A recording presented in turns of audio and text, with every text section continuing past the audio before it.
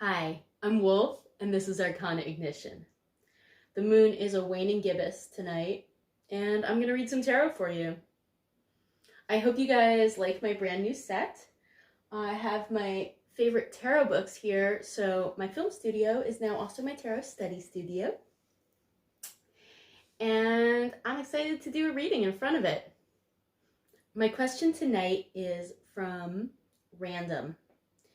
And Random writes, I tend to make decisions that are based in logic, but lately I've been trying to be more in touch with the emotional side and even leading from there at times. How can I learn to make decisions that will help me connect with others? Something I'm noticing about this question, Random, is the assumption that making emotionally based decisions will help you connect with others. And that's certainly how I tend to connect to others, is through emotions. And some people connect through logic. Let's see what the cards have to say about your desire to make decisions that help you connect with others. I'm using the Golden Art Nouveau tarot deck for this reading.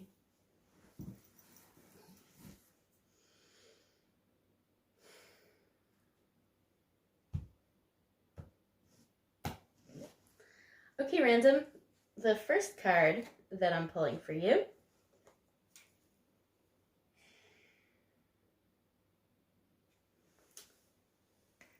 Ten of Wands. And wands are about personal power. Tens are about an accumulation. 10 of Wands is a burden to bear. 10 of Wands is a heavy load on your back. 10 of Wands is picking it up and not knowing when you'll be able to put it down again. And like so many of the Rider-Waite based tarot decks, this card lets us see how optional the burden is. This is something that we're choosing to take on. It may not feel like a choice. If I don't carry these sticks, who is? But it is. Another thing about this card is he's not really holding them in the most efficient way. I'm not sure if you've been to Burning Man, Random, but if you have, you would know that if you put all these sticks parallel to each other and then you wrap them up with tape, you can just throw them over your shoulder and they're way easier to carry. So I'm seeing in this card a burden that is not only optional, but is also not as difficult as it has to be. There's like a simple fix that could make it way less a pain in the butt. The next card that I'm pulling for you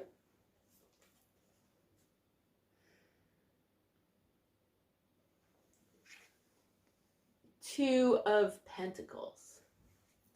And Two of Pentacles is playfully taking what comes and dancing around with it. Two of Pentacles has in the background ships going up and down, and in the front a dancer going up and down. It's a balancing wire, a juggler, whatever challenge you're given, choosing to make a game out of it. Pentacles are about the material aspect of the human spirit, and when we have it with a two, which is about duality and knowledge of self, we find that one really obvious solution to the quandary of what is the material world for and why is it here and why is it hurting me is go ahead and play with it. Not only go ahead and play with it, but playing with it is your only option. It's easier to keep your balance when you're moving. And the last card that I'm pulling for you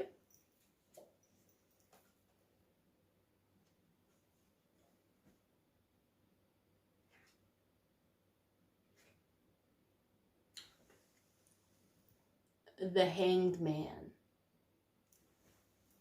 The Hanged Man is about surrender.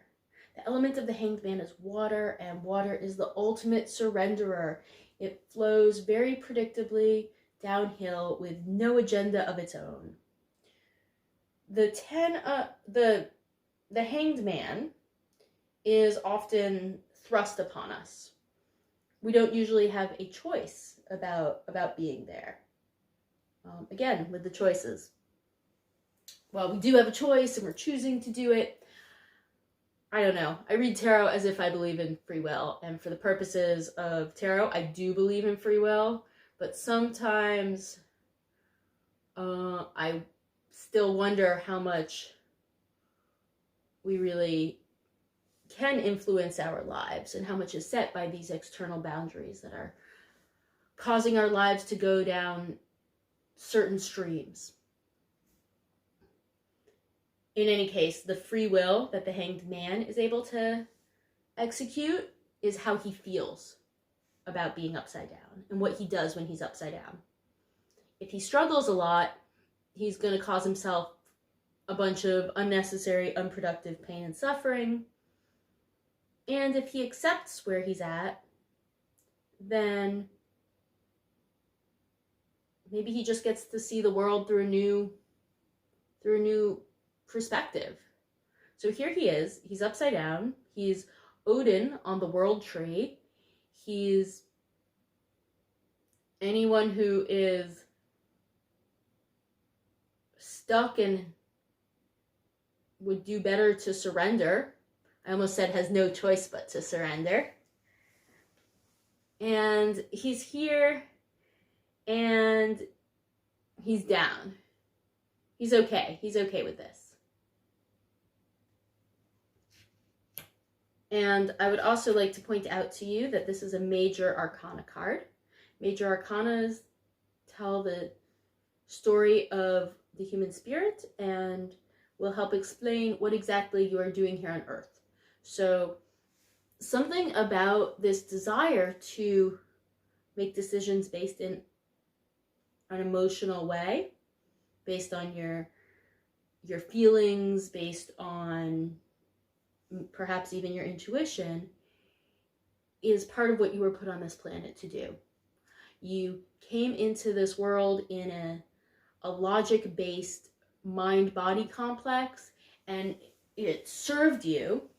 You learned how to logic up the world, and it became a way you now go about life.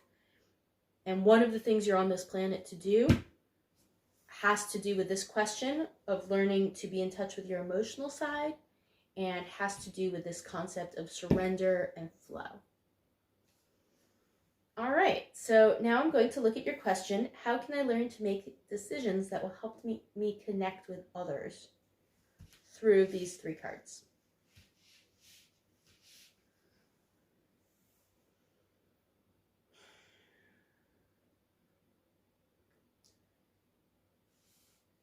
First of all, I'm seeing that this is hard for you, and that connecting with others is something that you carry with you, and it burdens you.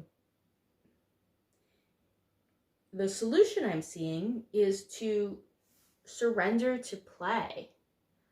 It's to relax, let go, enjoy, and make a game out of it.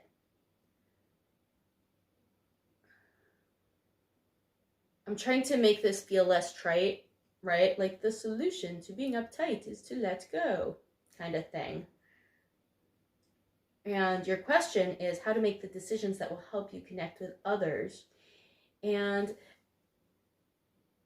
if the answer is surrender to play, I'd love to know how practically you can do that. And maybe it involves identifying what this 10 of Wands is and zeroing in on it and either dropping it because somebody else is going to pick it up and that's going to be fine, and maybe it won't be such a burden for them, or maybe no one will pick it up and that'll be great. And it's like when you're holding a big pile of stuff, you can't dance. And connection with others can take on this dance-like quality. It can be the particular conversational dance form that I was raised in is the fight dance form, the jab, the pull, the duck, the weave. But there are other much more collaborative conversational dance forms that you can have.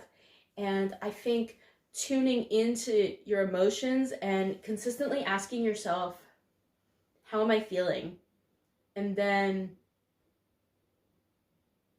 what would happen if, right? Those are key words of creativity. What would happen if I shared this discovery of an emotion that I'm feeling? What if I shared it even if I'm not sure how that would be received?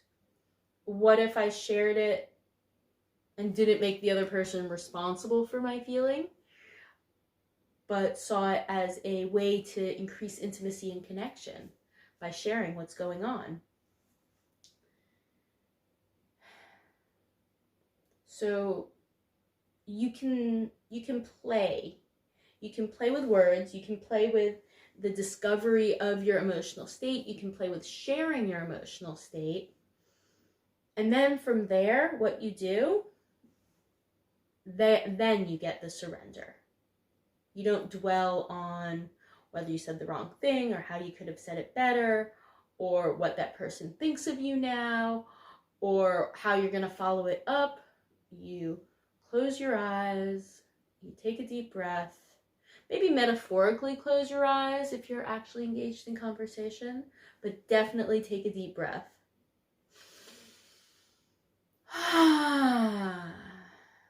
And see how people react to and want to engage with your emotional side. Your emotional side wants to play. Let it out. Okay, random, I hope this helps you. If you're watching this video and you're looking at these cards and you have a different interpretation for random, feel free to post it in the comments. If you have a question that you want me to answer on this channel, you can send it to arcanaignition@gmail.com. And if you just want to know every time I put out a new video, subscribe. Thank you so much.